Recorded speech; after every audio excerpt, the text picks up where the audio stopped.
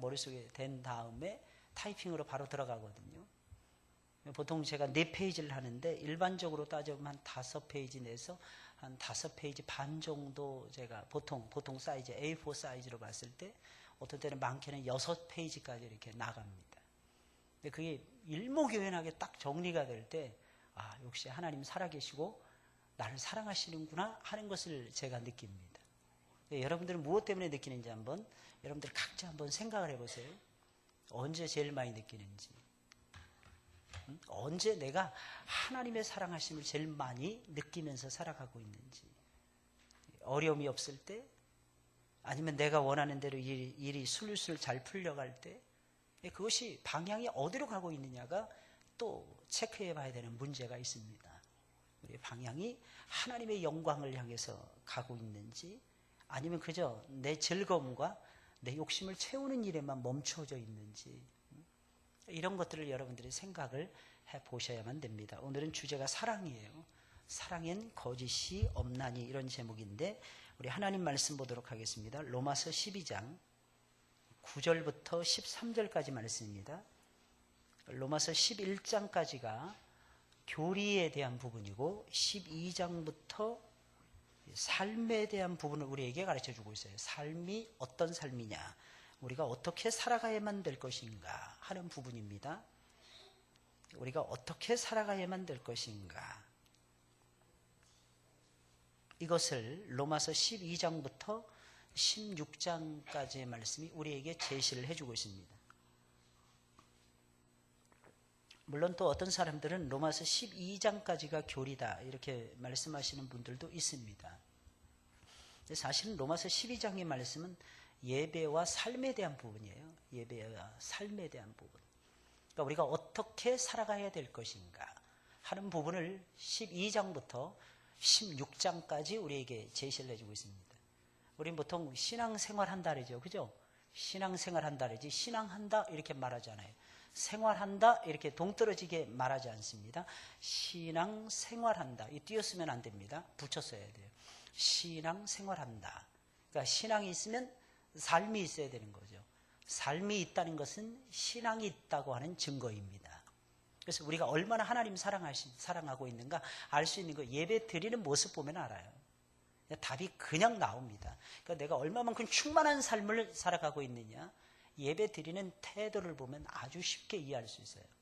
그리고 실제로 삶 속에서 그게 사랑으로 나타나는 거예요. 그래서 오늘 주제가 사랑엔 거짓이 없다라고 하는 주제입니다. 9절부터 13절까지 말씀입니다. 사랑엔 거짓이 없나니 악을 미워하고 선에 속하라.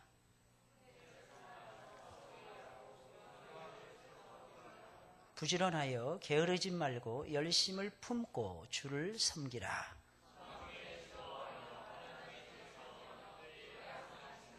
다 같이 성도들의 쓸 것을 공급하며 손대접하기를 힘쓰라 라고 하는 제목입니다. 이런 말씀이에요. 여러분, 아주 오래전에 어떤 사람이 필리핀에 있는 한 공원에 12그루의 나무를 기증을 했다고 합니다. 공원 관리인은 그 나무들을 아주 정성을 다해서 심고는 각각의 나무들에게 12그루니까 예수님의 12제자들의 이름을 따라서 이름을 붙여주고 이름이 적혀있는 팻말을 나무들에게 달아주었습니다. 공원을 찾아온 사람들은 그 나무들의 곁을 지나갈 때마다 나무들의 이름을 아주 다정스럽게 불러주면서 사랑스럽게 나무를 쓰다듬어 주었다고 합니다. 사랑스러운 요한나무야, 전에 왔을 때보다 아주 많이 너는 자랐구나. 그러나 좀 더 커야지. 베드로 나무야, 너는 어쩌면 이렇게 아름답니? 너는 베드로처럼 참으로 용감하구나. 그래, 너도 어서 자라야지. 어떤 사람들은 정기적으로 이 나무들을 방문해서 나무들의 가지들을 잘라주면서 가지치게 해주는 거죠. 주변을 아주 깨끗하게 정리해 주기까지 했다고 합니다. 사람들의 사랑을 받은 나무들은 몇 년이 지나지 않아서 아주 무성한 나무로 잘 자랐다고 합니다. 그러나 사람들은 유독 가룟 유다 나무 앞에만 가면 괜히 쏘아보면서 저주의 말을 퍼부었다고 합니다. 이 더러운 배신자야, 너는 예수님을 팔아버린 놈이니 차라리 죽어버려라. 너는 영원히 꺼지지 않는 지옥불에 들어가게 될 거야. 사람들이 이 저주의 말을 들은 가룟 유다 나무는 차츰차츰 시들어가더니 얼마 지나지 않아서는 완전히 말라서 죽어버렸다고 합니다. 여러분, 사랑을 받으면 무성하게 잘 자라게 되는 것이며 멀쩡한 나무도 사랑을 받지 못하면 말라서 죽게 되는 것이 세상의 이치인 것입니다. 여러분, 이처럼 무엇이 중요하단 말입니까? 사랑이 중요하다는 것입니다. 우리는 사랑이 얼마나 소중한지 잘 아는 하나님의 사람들입니다. 여러분, 그러기에 우리는 힘써 사랑해야 할 것입니다. 하나님의 사랑을 본받아서 거짓이 없는 진실하고 성실한 사랑을 해야 할 것입니다. 예언하는 능력이 있고 몸을 불사르게 내어주는 헌신을 한다고 해도 사랑이 없으면 아무것도 아니기에 저와 여러분들은 힘써서 사랑을 해야 할 것입니다. 여러분, 우리가 잘 아는 서시를 지은 윤동주라고 하는 시인은 차가운 감옥에서 갇혀서 죽어가면서도 별을 노래하는 마음으로 모든 죽어가는 것을 사랑해야지 라고 읊었다고 합니다.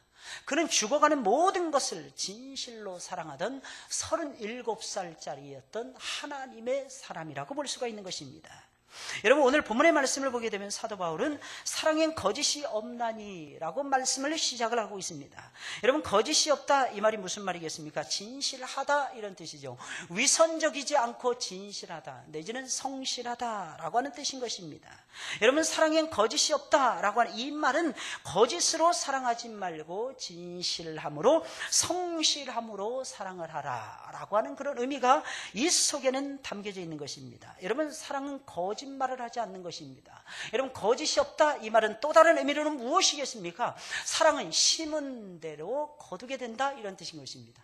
여러분, 어떻게 사랑했느냐, 이것이 우리에게는 관건이라는 것입니다. 예수님처럼 사랑했느냐, 아니면 내가 원하는 대로 사랑했느냐, 아니면 세상 사람들이 원하는 대로 우리가 사랑했느냐, 아니면 노래 가사에 따라서 우리가 사랑했느냐, 아니면 찬송가에 나와 있는 말씀대로 가사처럼 우리가 사랑했느냐 하는 것입니다. 여러분, 사랑을 하려면 거짓이 없이 진실하고 성실하게 마음을 다해서 사랑을 해야 합니다. 여러분, 사람들이 사랑을 하는 것을 보면 거의 대부분의 사람들이 목숨을 걸고 열심히 사랑을 하기는 합니다. 그런데 이상하게 열매가 없어요. 많은 사람들은 사랑하는 일에 자주 실패를 하곤 합니다. 여러분, 얼마나 많은 사람들이 지금도 이 시간에 하나님을 사랑하는 일에 실패하는지 몰라요. 여러분, 이웃을 내 몸과 같이 아껴주는 일에 실패하고 있는지 모르더라는 것입니다. 여러분, 사랑하는 일에 실패하면은요, 그것으로 끝나는 것이 아니고 인생 전체가 실패로 마감 지어질 확률이 매우 높습니다. 그래서 사랑의 실패는 곧 인생의 실패로 이어지게 되는 것입니다. 여러분, 열심히 사랑을 하는데 왜 사랑하는 일에 저와 여러분들이 자꾸 실패를 하게 되는 것입니까? 여러분, 그것은 다른 것이 아니라 사랑을 할 때 거짓이 없이 사랑을 해야 되는데, 여러분, 진실로 사랑해야 되는데, 아니면 성실하게 사랑을 해야만 되는데 그렇게 사랑을 하지 않기 때문이라는 것입니다. 여러분, 우리가 믿는 예수님은, 우리가 믿는 하나님은 거짓을 모르시는 진실하신 분이십니다. 여러분, 정직하신 분이십니다. 아주 성실하신 분이십니다.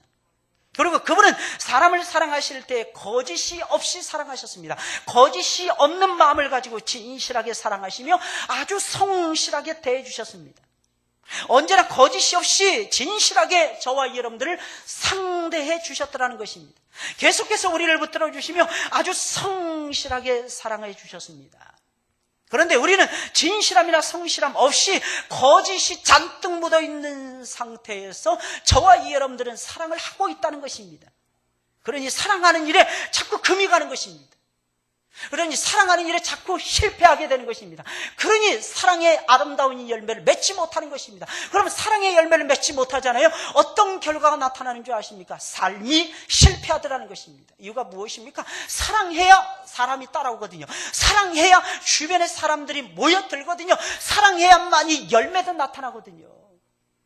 근데 진실하게 사랑하지 못하고 정직하게 사랑하지 못하고 성실하게 사랑하지 못하면 그 말로가 너무너무 비참해지더라는 것입니다. 사랑하는 여러분들이요, 사랑을 하려면 거짓이 섞여 있지 않은 진실한 사랑을 해야 하는 것이며, 많은 사람들에게, 주변에 있는 몇 사람들에게만 감동을 주는 것이 아니라 아주 많은 사람들에게 감동을 주는 성실한 사랑을 저와 여러분들이 해야만 되는 것입니다. 그러면 절대로 여러분들은 삶 속에서 실패하지 않을 것입니다. 아니, 여러분들은 사랑하는 일에 실패할 수가 없을 것입니다. 그러면 어떻게 되느냐? 삶이 성공하게 되는 거예요. 삶이 승리하게 되는 것입니다. 그러면 어떻게 되느냐? 아름다운 열매를 여러분들의 삶 속에서 주렁주렁 맺혀지게 되는 것입니다. 그러니 여러분들의 그 소중한 하나뿐인 인생을 어떻게 살아가겠습니까? 아주 많은 열매를 맺으면서 저와 여러분들이 성공적으로 여러분들의 인생을 끌고 갈 수가 있게 된다는 것입니다. 여러분 생각을 해보세요. 진실한 사랑을 하는 거예요. 그러니 하나님이 사랑해 주시겠습니까? 안 사랑해 주시겠습니까? 여러분 성실한 사랑을 합니다. 사람들이 옆에 머물겠습니까? 머물지 않겠습니까? 어제 한 말하고 오늘 한 말하고 다르지 않다라는 것입니다. 아주 성실한 거예요. 어제도 사랑한다 고백을 하고 오늘도 사랑한다 고백을 하고 있는 거예요. 그 사람은 변함없이 내일도 사랑한다 고백할 수 있을 것입니다. 내일만 그치는 것이 아니에요. 모레도 사랑을 여전히 그 사람은 일깨우면서 하게 될 것입니다. 그러니 여러분들이 어떻게 실패하겠습니까? 여러분 어떻게 저와 여러분들의 삶이 실패로 마감을 지을 수가 있겠느냐는 것입니다. 어떻게 저와 여러분들의 삶에 하나님이 기뻐하시는 아름다운 열매가 없을 수가 있겠습니까? 여러분 하나님께서 저와 여러분들에게 기대하시는 최고의 열매가 무엇입니까? 하나님을 아는 것입니다. 최고의 열매가 무엇입니까? 하나님을 닮아가는 것입니다. 하나님의 성품을 저와 여러분들이 그대로 닮아서 우리에게 주어진 이 짧은 소중한 인생을 하나님처럼 저와 여러분들이 살아가는 것을 말하는 것입니다. 그러므로 우리는 거짓이 없는 진실하고도 성실한 사랑을 마땅히 해야만 될 것입니다. 마땅히. 이 사랑을 가슴에 품고 저와 여러분들이 살아가야만 될 것입니다. 물론 간혹가다 여러분들의 마음속에 미움의 불길이 활화산처럼 막 타오를 때가 있을 것입니다. 왜? 아무리 들여다봐도 꼬라지를 봤을 때 아무리 사랑을 하려고 해도 사랑할 수가 없으니까 말이에요. 그러나 사랑은 조건을 보고 사랑하는 것이 절대로 아닌 것입니다. 만약에 하나님께서 여러분들 생각을 해보세요. 우리를 조건을 보고 사랑하셨다 이렇게 생각을 해보세요. 이 자리에 여러분들 앉아있을 사람이 아무도 없을 것입니다. 여러분 가늠한 여인이 예수님 앞에 나와왔을 때 예수님께서 말씀하시지 않습니까? 너희들 가운데 누구든지 죄 없는 자가 이 여인을 치라. 그러면서 예수님께서 땅바닥에다가 어린아이처럼 그림을 그리면서 낙서를 하십니다. 많은 사람들이 그 낙서가 뭐였을까? 물고기를 그렸을 것이다. 그래서 열심히 물고기를 달고 다니는 사람들이 있어요. 그러니까 익듀스라고 하는 헬라어죠. 익듀스. 그러면서 익듀스라고 예수님이 쓰셨을 것이다 라고 생각을 합니다. 그런데 뭐라고 쓰셨는지는 아무도 모릅니다. 아마 저는 생각하기 이 더러운 죄인들이요. 아마 예수님 그렇게 쓰셨을 확률이 매우 높아요. 썩 물러가거라. 아마 예수님께서 입으로는 말할 수가 없으니까. 왜? 입으로 말하면 사람들이 책망할 것 같으니까. 그래도 앞에 있는 사람들은 믿음이 좋은 사람들이잖아요. 이 앞자리에 앉은 사람들도 믿음이 좋듯이 저 뒷자리에 앉으신 분들은 생각해 봐야 되겠지만 물론 믿음이 나쁘다고 말할 수는 없겠죠. 예수님 곁에 막 사람들이 막 몰려온 거야. 그러니까 예수님께서 그 말을 참아 못 하시는 거예요. 이 사랑이 없는 더러운 바리새인. 이 말을 하실 수가 없는 거예요. 예수님께서. 아마 예수님이 땅바닥에다 그렇게 아마 썼을 것이며 휘갈겨서 썼을 거예요. 왜? 몰라보게. 아니면 제2의 아니면 방언으로 예수님이 쓰셨을 확률도 높습니다. 왜? 아무도 몰라보라고. 그럼 마음으로만 예수님께서 하시니 마음으로. 이게 무슨 말이겠습니까? 많은 사람들이 지금도 죄를 범하고 있다는 것이고 그 중에서 가장 큰 죄가 무엇입니까? 사랑하는 일에 실패하고 있다는 거예요.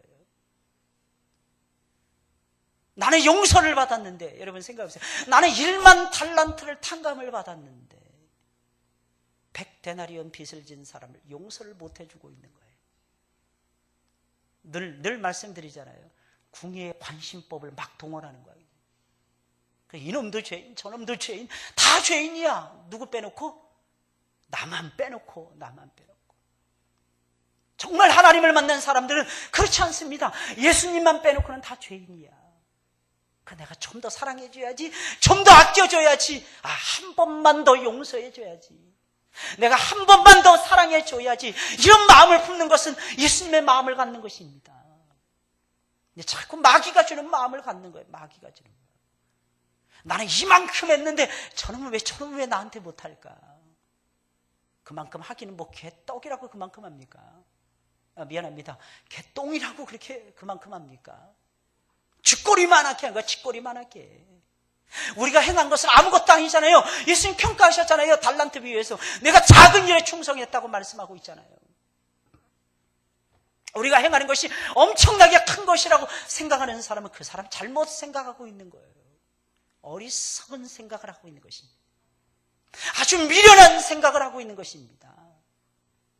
나는 행한 것이 쥐꼬리만하게 행했다는 것입니다. 아이들 코딱지보다도 한국에 와서 보니까 이 코딱지가 그렇게 많이 생기더라고.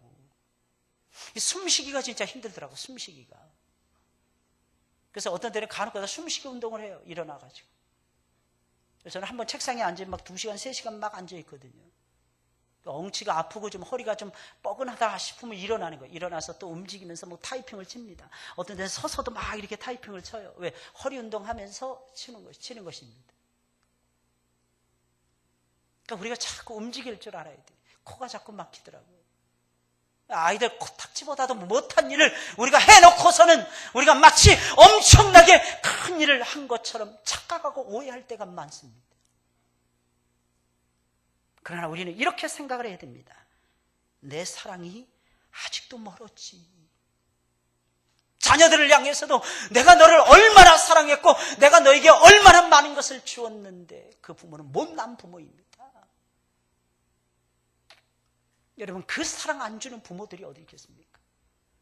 새들도 자기 새끼는 귀엽게 생각하라는데 먹을 것, 마실 것, 입을 것 다 챙겨줬다고 해서 자식들에게 할 도리 다 했다고 볼 수 없습니다. 무릎이 다 약된 무릎이 될 정도로 여러분들이 자녀를 위해서 무릎 꿇고 기도해 보셨습니까? 그게 진정한 사랑이에요. 자녀들 때문에 가슴을 쳐보면서 밤잠을 잃어보지 못한 날이 과연 몇 날이나 되십니까? 그런 후에 또 우리는 하나님 앞에 나아가서 하나님, 제가 우리 자녀들을 위해서 한 것이 정말 없습니다. 이게 우리의 정직하고도 정직한 고백이 되어야만 하는 것입니다. 좀 더 해야지, 이 마음이 있어야 돼. 좀 더 해야지. 좀 더 사랑해야지. 좀 더 아껴 주어야지. 좀 더 위로해 주었으면, 조금이라도 더 칭찬을 해 주었으면. 근데 그렇게 한다는 것이 쉽지 않아요. 왜냐면 내가 가지고 있는 약점들, 내가 가지고 있는 못된 것들만 이상하게 자녀들이 고스란히 물려받았거든요. 그 모습이 그렇게 미울 수가 없습니다. 그 모습이 그렇게 싫을 수가 없어요. 그래서 예수님께서는 말씀하신 것입니다. 내 이웃을 내 몸과 같이 사랑하라는 거예요. 내 몸과 같이. 이게 정석이에요. 사랑의 정석이었다는 것입니다. 그러면 사랑을 할 때는 저와 여러분들이 거짓이 없는 진실한 사랑을 해야 되는데, 그런 사랑은 어떤 사랑이었습니까? 첫째로 거짓이 없는 진실한 사랑은 악을 미워하고 선을 좋아하는 것입니다.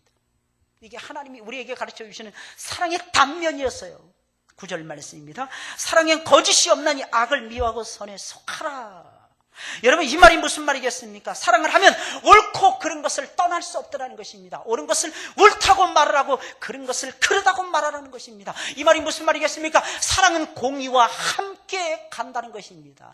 공의가 없는 사랑 없더라는 것입니다. 사랑이 빼먹은, 사랑이 없는 공의라는 것은 있을 수가 없더라는 것입니다. 여러분, 진실한 사랑은 악한 것을 분별해내는 거예요. 악한 것을. 그리고 악한 것을 진정으로 미워하는 것이며, 선한 것을 좋아하고 선한 것을 사랑을 하는 것입니다. 다시 말씀드리면, 거짓이 없는 진실하고 성실한 사랑은 악을 용납하지 않는 사랑이라는 것입니다. 악을 용납하지 않는 것이며, 선한 것을 좋아하고 선한 것을 기뻐하는 것입니다. 우리는 악인들도 사랑하고 품어주고 용납해 주어야만 하는 것입니다.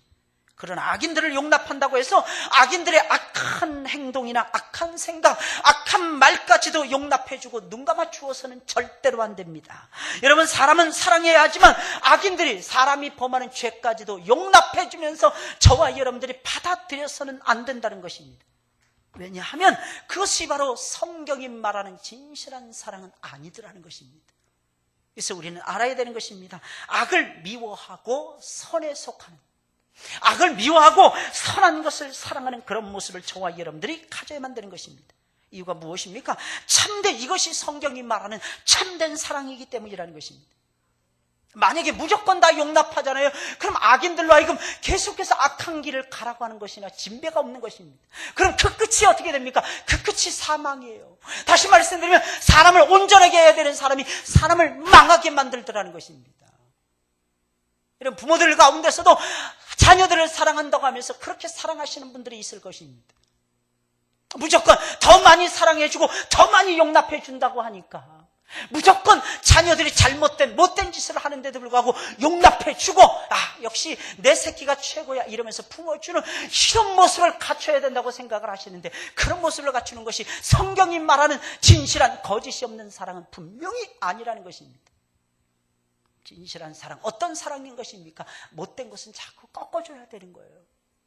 브레이크를 탁탁 걸어줘야 됩니다. 그랬을 때 자녀들이 딱 멈추어서 생각을 해보게 되는 겁니다. 이거 안 된다라고 말해줄 수 있어야 되는 것입니다. 여러분, 사람은요 누구나 내 육신이 원하는 대로 막 행하고 싶어집니다. 내 육신에 편한 대로 살고 싶어 한다 이거죠. 그래, 여러분 생각을 해보세요. 그냥 내버려두면 가지가 제 멋대로 막 울퉁불퉁하게 막 자랍니다. 엉성한 가지는 영원 무궁토록 엉성하게 남는다는 거죠. 그랬을 때 그 나무에 가지치기를 해주고 올곧게 딱 잡아줘야 돼요. 이게 부모의 역할이라는 것입니다. 자라가는 것은 누가 자라가느냐? 자녀들이 알아서 자라가는 것입니다. 뭘로? 하나님의 은혜 가운데서. 사랑하는 여러분들, 이런 진실한 사랑을 자녀들에게 가르쳐 주시길 예수님의 이름으로 부탁을 드립니다. 이 사랑이라는 것이 무엇이냐? 악을 미워하고 선에 속하는 것입니다.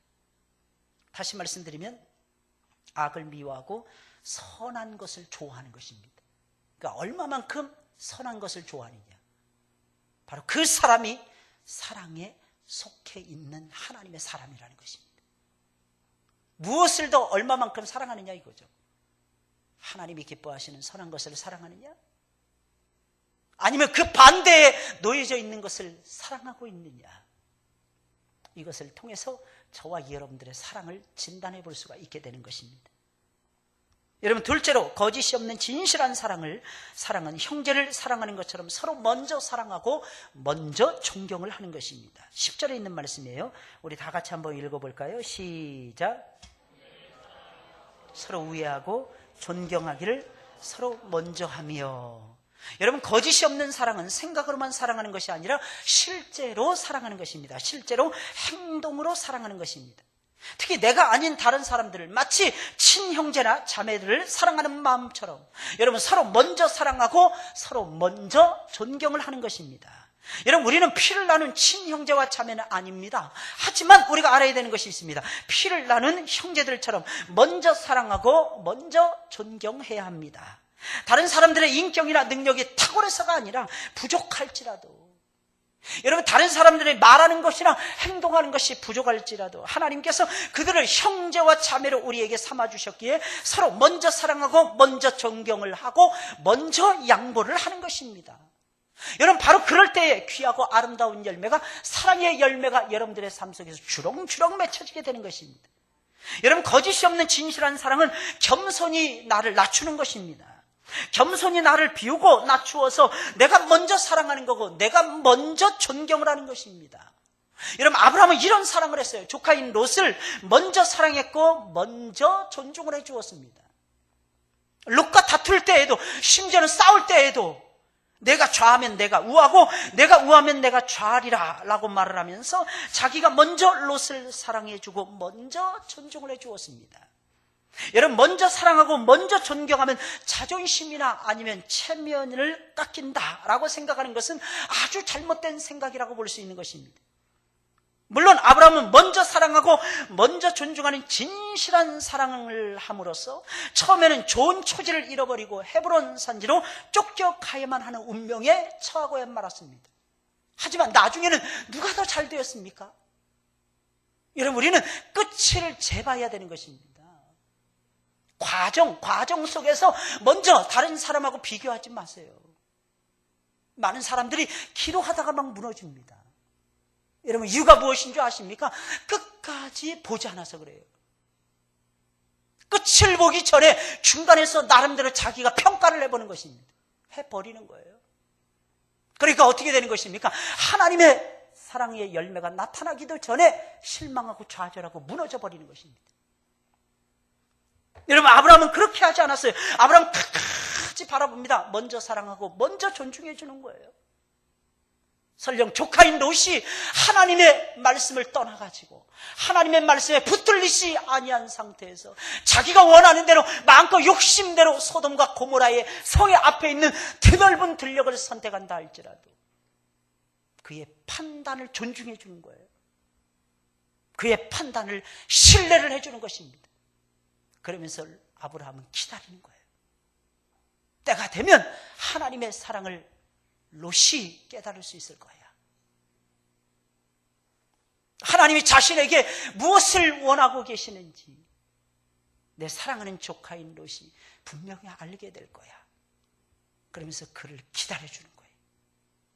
여러분, 이것이 아브라함의 저는 위대함이라고 생각을 합니다. 그래서 나중에는 아브라함이 엄청나게 잘 되는 것입니다. 이유가 무엇입니까? 사랑은 은혜와 축복으로 연결이 되더라는 것입니다.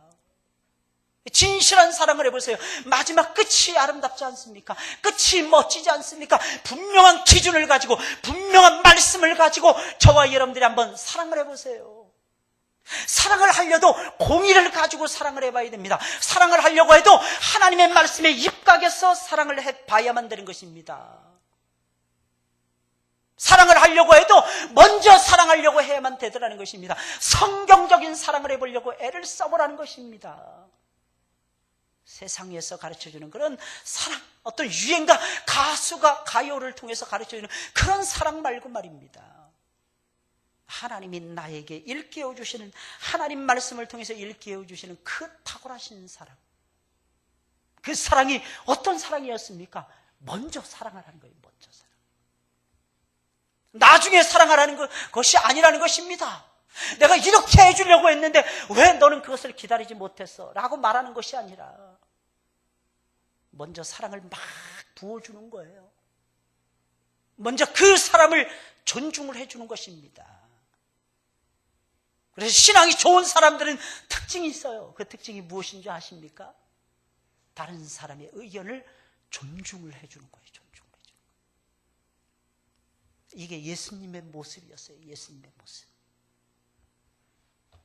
아브라함은 조카 롯을 먼저 사랑하고 먼저 존중을 해 주었습니다. 여러분, 진실한, 거짓이 없는 진실한 사랑이라는 것은 이런 사랑이에요. 이런 사랑을 여러분들이 하시길 예수님의 이름으로 축원을 드립니다. 결국은 아브라함은 큰 복을 받잖아요. 근데 사랑을 버리고 존중하는 것을 버렸던 롯이라고 하는 사람, 먼저 사랑하는 것을 버리고 좋다, 우리 백부님께서 이렇게 좋고 멋있는 땅을 나에게 양보를 해 주시다니 하면서 이 아브라함이 양보했던 그 땅을 덥석 물었던 이 롯이라고 하는 사람은 얼마 가지 못해서 이방인의 군대에 개처럼 질질 끌려가고 생명이 위태로운 자리에 그는 서고야 말았습니다. 그리고 나중에 하나님께서 더 이상 참을 수 없다, 약 한 23년 내지는 4, 5년의 세월이 지나간 다음에 아브라함이 99세가 되었을 그 무렵에 이삭을 잉태하는 바로 그 무렵이었습니다. 소돔과 고모라의 죄악, 하나님은 참 그런 시간이라든지 이런 것을 계산해 보면 하나님이 우리를 얼마나 사랑하시는지 우리가 알 수 있는 거예요. 소돔과 고모라 성을 이삭이 태어나기 전에 하나님께서 없애버리시는 거예요. 아주 깨끗하게 절단해 버릴 때에 아주 흔적도 없이 해발 밑으로 150m인가 200m인가 해발 밑으로 되어 있다고 하잖아요. 사회가 하늘로부터 유황불을 동시에 내리시면서 하나님께서 쑥대밭을 만들어 버리셨다는 것입니다. 그래서 지금도 다른 어떤 그 바닷물보다도 사해 바다가 6배인가 이렇게 짜다고 그러잖아요. 소금기가 그렇게 많대잖아요. 왜? 불에 타고 나면은요, 잿더미가 근데 재보면 짜더라는 것입니다. 이 소금기가 만들어진다는 거예요. 하나님이 그냥 순식간에 그냥 태워버리시는 거예요. 그때 겨우 불 가운데서 모든 것을 잃어버린 상태에서 구원을 받았던 사람이 롯이 아니었습니까? 롯이. 여러분 잘 생각을 해보세요. 지금 당장 눈앞의 이익을 따라서 여러분들 결정하지 마시고, 신앙은요 멀리 내다보는 것입니다. 멀리 앉아서 천리를 볼 수 있어야 돼요. 그리고 신앙이 딱 서잖아요. 그럼 만리를 볼 수 있어야 됩니다. 따라서 하겠습니다. 목사님, 도가 통하셨네요. 여러분 신앙의 세계는 도가 통하는 거예요. 도가 통하는 거야. 근데 함부로 그 도를 다른 사람에게 마구잡이로 적용해서는 안 되지만 앉아서 천리를 볼 수 있어야 돼요. 무슨 말이겠습니까? 앉아서 하나님을 움직일 줄 알아야 돼요. 무릎 꿇고 기도하면서 하나님을 움직이는 거예요.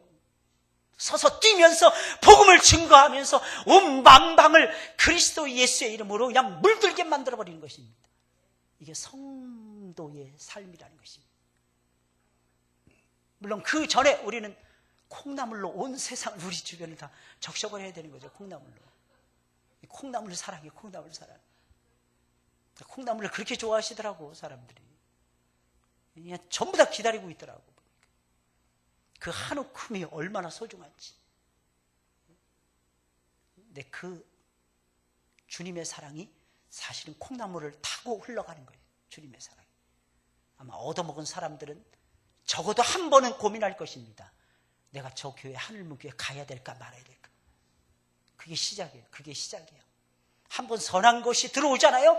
그러면 어떻게 거부가 안 되는 거야? 어떻게 거부가 안 되는 거야? 한 번 교회 발을 디뎌놨잖아요. 한 번 그렇게 되면 마치 진함철이 딱 불을 달라붙듯이 계속 연결이 되는 거야. 계속 꼬리에 꼬리를 무는 것입니다. 이게 하나님의 사랑의 위대한 역사가 아니고 무엇이겠습니까? 나는 싫어. 나는 가고 싶지 않은 거야. 그런데 딸려가는데 어떻게 합니까? 그런데 끌려가는데 어떻게 합니까? 그 사랑이 놀라운데 어떻게 합니까? 왜? 먼저 주님이 우리를 사랑하셨다니까.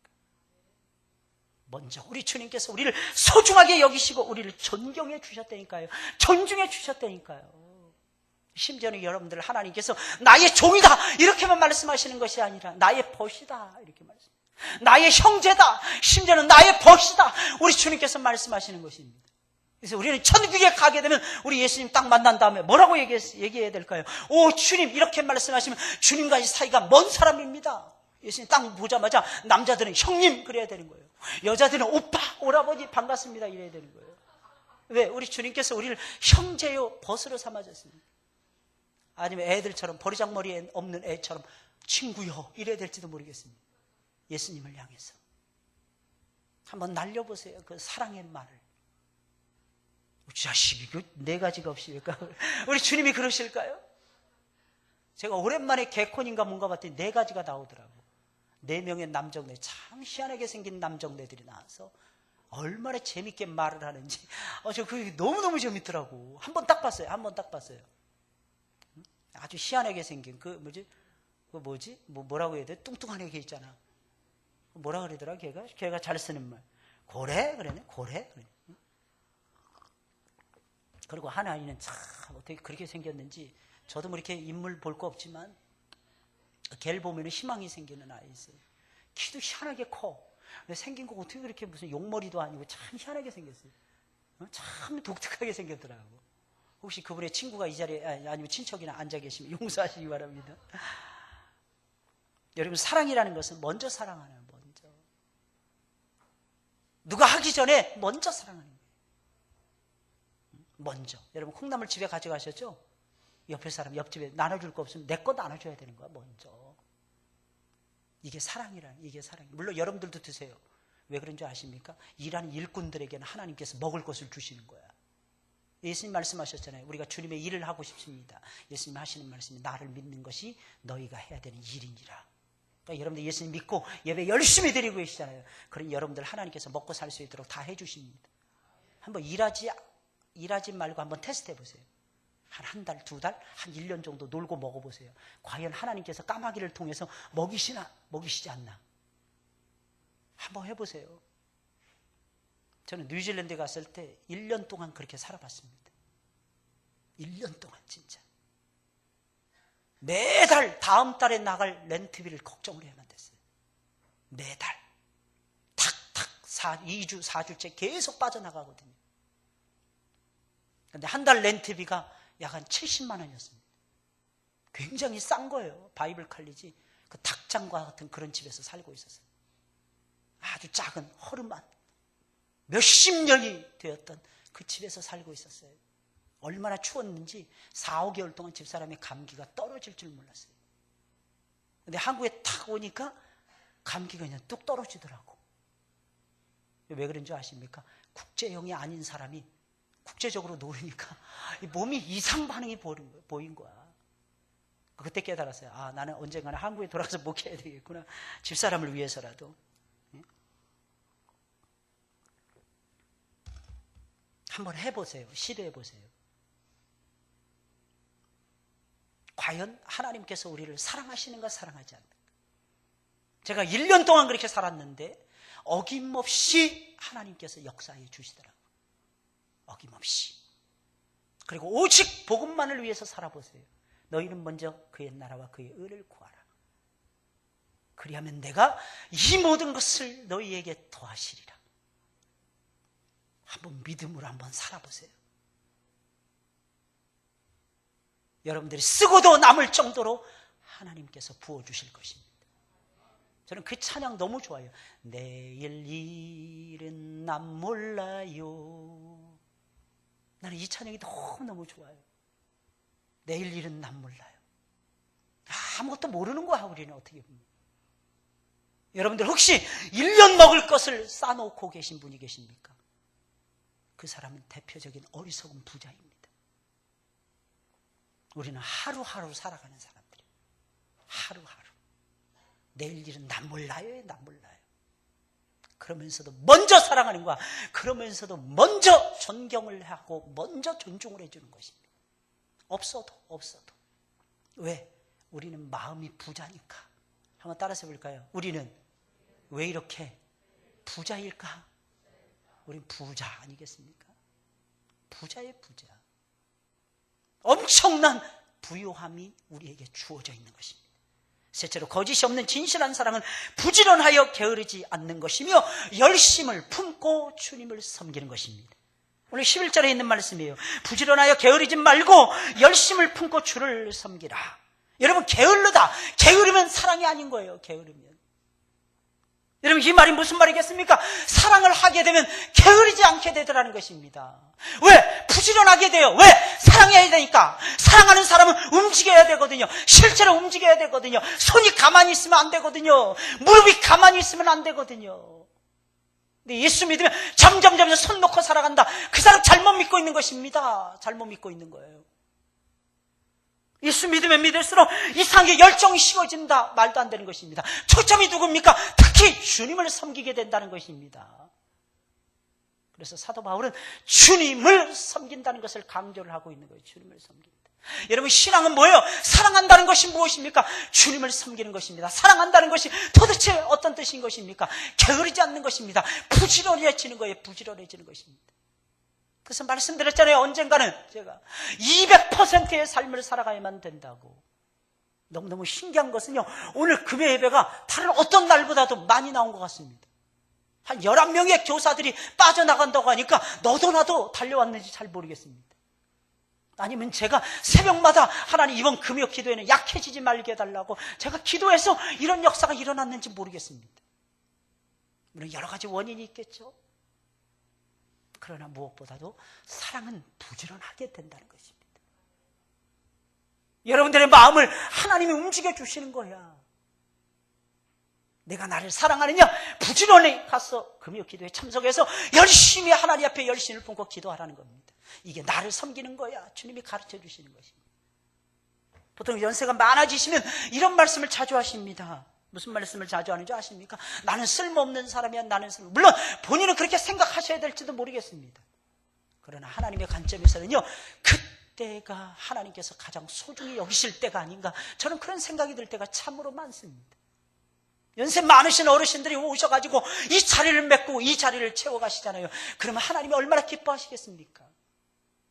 나는 이제 곧 하나님을 만나러 가야 될 사람인데, 그러시면서 열심을 품고 예배 생활하는 거예요. 섬긴다, 이것은 첫째 예배한다는 것입니다. 둘째, 다른 사람을 섬기는 것을 의미하는 것입니다. 그러니 주님을 섬긴다, 거기서 멈추는 의미가 아니더라는 것입니다. 넷째로, 거짓이 없는 진실한 사랑은 어려움 중에도 소망을 발견하는 거예요. 그리고 소망을 발견하고 기뻐하는 것입니다. 그리고 계속해서 참는 것입니다. 환난 중에도 참아내는 것이며 항상 기도에 힘쓰는 것입니다. 실제적인 사랑을 얘기하는 거죠. 소망 중에 즐거워하며 환난 중에 참으며 기도에 항상 힘쓰는 것이 거짓이 없는 성실하고도 진실한 사랑이라는 것입니다.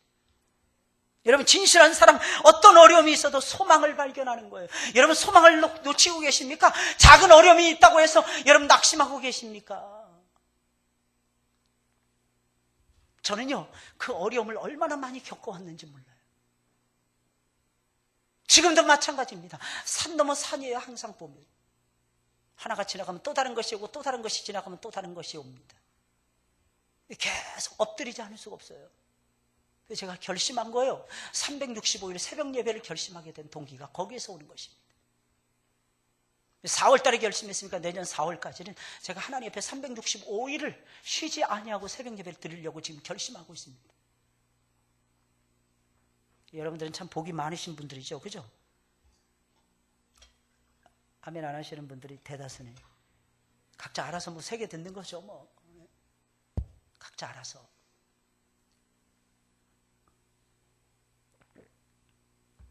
근데 참 이상한 것이 있어요. 어려움들은 계속 오는데 어려움이 오면 올수록 제 마음속에는 뭐가 더 커지냐면 소망이 더 커지더라고요. 이상하게 소망이 점점 커 보이는 것입니다. 이유가 무엇입니까? 환난은 인내를 낳고 인내는 연단을 낳고 연단은 소망을 낳기 때문입니다. 이게 성경적인 말씀 아니겠습니까? 이미 로마서 5장에서 제가 여러분들에게 하나님의 사랑이 부어졌노라 라고 하는 말씀을 통해서 여러분들에게 이미 강해해 드렸던 내용입니다. 환난은 인내를, 인내는 연단을, 연단은 반드시 소망을 낳고야 말더라는 것입니다. 그러니 우리는 환난 중에도 뭐 하게 되는 거예요? 기뻐하게 되는 거죠. 기뻐하게 되는 거예요. 그리고 환난을 당했다고 해서 저와 여러분들이 어찌 사랑이 식어질 수가 있겠습니까? 올라가는 거죠. 올라가는 거죠. 고난이 크면 클수록 하나님의 역사가 클 것이라 이상하게 이런 기대감에 사로잡히게 된다는 거죠. 이게 하나님이 우리에게 주시는 사랑의 명백한 증거인 것입니다. 그리고 큰 고난 중에도 길이길이 인내해내는 것입니다. 인내라는 말하고 오래 참는다는 말하고는 다른 것입니다. 그러나 이 말은 거의 대동소이하게 같이 사용이 되어집니다. 굳이 구분을 한다면 오래 참는 것은 사람에 대한 것이고 인내라는 것은 환경에 대해서 오래 참는 것입니다. 오래 참는 것입니다. 똑같은 의미죠. 사랑하는 여러분들 꼭 오래 참으시길 예수님의 이름으로 부탁을 드립니다. 그리고 꼭 인내하세요. 그리고 그것을 정말 여러분들의 삶 속에서 현실로 이어가려면 쉬지 말고 기도하세요. 기도를 놓는 사람은 소망이 없습니다. 아무리 환난을 당하더라도 기도를 놓는 사람에게는 내일의 희망의 아침이 밝아올 수가 없습니다. 그래서 우리는 그냥 막 무릎 꿇고 기도하는 것입니다. 그래서 진실로 사랑하는 사람은 기도하는 사람이에요. 여러분들은 기도하고 하나님이 가장 사랑하는 아름다운 모습을 여러분들이 지금 가지고 하나님 앞에 나오고 있는 것입니다. 여러분, 다섯 번째로 거짓이 없는 진실한 사랑은 가지고 있는 물질을 아낌없이 나누는 것입니다. 오늘 본문 13절 말씀입니다. 성도들의 쓸 것을 공급하며 손대접하기를 힘쓰라. 여러분, 거짓이 없는 진실한 사랑은 내가 가지고 있는 물질을 아낌없이 나누는 것입니다. 아낌없이 나누는 거예요. 내가 좋아하는 사람들하고만 나누는 것이 아닙니다. 아낌없이 나누는 거예요. 내가 좋아하든지 좋아하지 않든지 내가 가지고 있는 물질은 아낌없이 나누는 것입니다. 참 희한해요. 제가 오늘도 홈플러스에 갔는데 제가 이렇게 즐겨 마시는 뭐 여러 가지 음료수가 있어요. 근데 그 음료수를 사기 위해서 홈플러스에 갔어요. 근데 딱 보니까 수박이 큰 덩어리가 있는데 18,800원인가 이렇게 적혀 있는 거야. 특대 이렇게 써요. 특대. 엄청 크더라고. 엄청 크더라고. 요즘 수박값이 내렸는지 그건 잘 모르겠어요. 근데 이틀 전까지만 해도 우리 황수인 집사님 사오셨는데 뭐 2만 5천 원인가 3만 원 줬다 그랬거든요. 그 사이즈만 하더라고. 제가 옆에서 이렇게 지켜봤거든요. 야, 수박 진짜 크다. 근데 갔더니 세상에 엄청 큰 수박을 18,800원에서 파는 거예요. 뭐 때문에 제가 그걸 사려고 했을까요? 여러분 그걸 한번 생각을 해보세요. 저하고 집사람하고 둘이 먹는데 18,800원의 특대짜리가 뭐가 필요하겠습니까? 저녁 먹은 다음에 나눠 먹어야지. 이 생각이 자꾸 드는 거 있죠? 할렐루야? 할렐루야는 할 말이 없을 때만 하는 것이 아닙니다. 진짜 좋을 때도 하는 거예요. 하나님이 진짜 좋을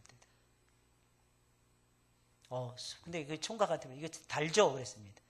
반을 쪼개서 이거 시식할 수 있는 것도 있더라고요. 근데 없는 거야. 다 다른 사람들이 먹어 치워가지고 지금은 시식 시간이 아닙니다. 뭐 그러더라고. 근데 그 총각이 하는 말이 맛 없으면 가져오세요. 그럼 환불해 드리겠습니다. 자신 있나 보더라고. 근데 왜 그런 것이 걸릴까요?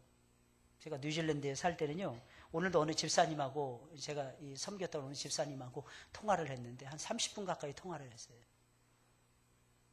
그 친구 생각하면 마음이 굉장히 아파요. 왜냐하면 제가 뉴질랜드에서 외롭게 말씀 운동한다고 5년 전에 저하고 같이 교회를 섬기겠다고 그쪽으로 이민 왔던 친구예요. 근데 처음 올 때부터 제가 얘기를 했거든요. 제가 한국으로 돌아갈 수도 있습니다. 그래도 오겠습니까? 그걸 전제로 하고 오세요. 근데 막상 그렇게 하고 떠난데도 불구하고 마음이 아픈 거 있잖아요. 잘 지냅니까? 제일 물어보는 게 목사님 교회 어떠십니까? 목사님 건강 어떠십니까? 사역의 열매는 기뻐하시는 대로 나타나고 있습니까? 그리고 목사님 매일 아침마다 저희 깨어서 기도하고 있습니다. 목사님과 사역을 위해서 늘 그러면서 나누는 좋은 친구예요. 그 친구하고 이런저런 얘기하다가 수박 얘기가 나왔어요.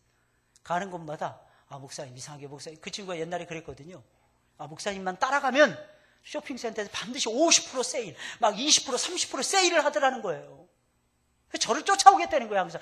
장보면서 저 몇 번 쫓아왔어요. 그래서 몇 번 수지를 맞은 적이 있었거든요.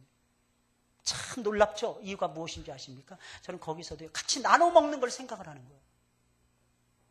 여러분들도 제발 그렇게 살아가시길 예수님의 이름으로 축원을 드립니다. 내가 가지고 있는 걸 나누는 거예요. 그러면 하나님께서 이상하게 그런 것들을 걸리게 하시더라고. 안 되는 것도 되게 하시더라고. 저는 깜짝깜짝 놀랄 때가 많이 있습니다.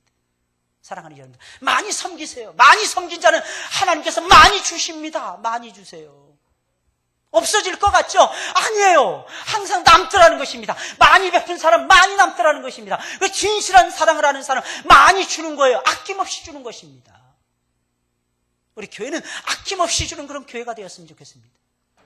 그런데 제발 여러분들의 신앙은 뱁새인데 황새처럼 막 여러분들이 막 나누려고 하지는 마세요. 믿음도 없는데 그냥 뭐 딱 돈 생겼다고 월급 탔다고 해서 누가 돈 빌려단다 해서 덥석 준다든지 한 달 어떻게 살아갈 것도 생각하지 못하고 그렇게 살 수 있다면 하나님께 맡기고 그렇게 살 수 있다면 그렇게 살아도 좋을 것입니다. 근데 그렇게 살지도 못하면서 한 달 내내 입이 대빵 나와가지고 살아갈 거면서 그렇게 함부로 주어서는 절대로 안 됩니다. 반드시 믿음이 따라가야 되는 거예요. 믿음이. 여러분들 꼭 기억하시길 예수님의 이름으로 축원을 드립니다. 그래서 사도 바울은 말을 하는 것입니다. 성도들의 쓸 것을 공급하며 손대접하기를 힘쓰라는 거죠. 이게 아낌없이 나누라는 것입니다. 이게 무슨 말이었을까요? 당시에 모든 성도들의 삶은 언없이 엄청나게 궁핍했더라는 거예요. 다 궁핍했어요. 심지어는 세계의 센터, 세계의 중심이라고 말할 수 있는 로마에 살고 있었던 로마인 성도들까지도 그들의 삶도 궁핍할 대로 궁핍했더라는 것입니다. 그러니 서로 나누어 주라. 서로 나누면서 살라. 이 말을 사도 바울이 읊조릴 수밖에는 없었다는 것입니다. 그러나 사랑하는 여러분, 이것이 신앙인의 정석이라는 것을 여러분들이 아시길 예수님의 이름으로 축원을 드립니다. 신앙인은요, 마음껏 누리는 사람들이 아닙니다. 딱 자를 줄 알아야 돼요. 그래서 늘 여러분들이 가지고 있는 재산이나 이런 걸 세 토막 낼 줄 알아야 돼요. 세 토막. 3분의 1 토막은 하나님께 드리는 거예요. 3분의 1 토막은 나를 위해서 쓰는 것입니다. 3분의 1 토막은 자녀들을 위해서 아니면 부모나 형제들을 위해서 쓸 줄 알아야 됩니다. 그래서 우리가 가지고 있는 건 세 토막 낼 줄 알아야 돼요. 물론 다 하나님 앞에 드리고 살면 좋겠지만 그건 하나님의 뜻도 아닌 것 같아. 왜냐하면 하나님께서는 11조만 내 것이라 했거든요. 나머지는 너희들이 자유롭게 살아다오. 물론 그 중에서도 몇 년 지나면 또 11조 또 뗍니다. 또 그 중에서 또 몇 년 지나면 또 11조 또 뗍니다. 유대인들은 기본적으로 2조, 3조는 11조 하나님 앞에 헌금하면서 살았어요. 근데 우리도 똑같지 않습니까? 11조만 드립니까? 감사임을, 건축, 선교, 미자리 교회 후원 헌금, 또 1,000번째 계속해서 하나님 앞에 드리잖아요. 계속해서 10에 2조, 3조는 기본인 것 같아요. 저는 항상 제가 가지고 있는 수입의 50%는 하나님 앞에 드려야 되겠다. 늘 이 생각을 가지고 살고 있어요. 50%는 무조건 드리는 거예요. 어떤 방법과 수단을 가리지 않고 살아도. 아니면 1년 딱 지난 다음에 결산을 또 해봅니다. 그래서 안 됐다 그러면 또 드리는 거예요. 근데 놀라운 사실은 하나님께서는 제 주머니가 마르지 않도록 역사해 주시더라고요. 할렐루야. 이게 신앙이라, 이게 신앙의 세계인 것입니다. 참, 여러 가지 안에 여러 가지 진실한 사랑에 대해서 생각을 해봤습니다. 우리 찬송을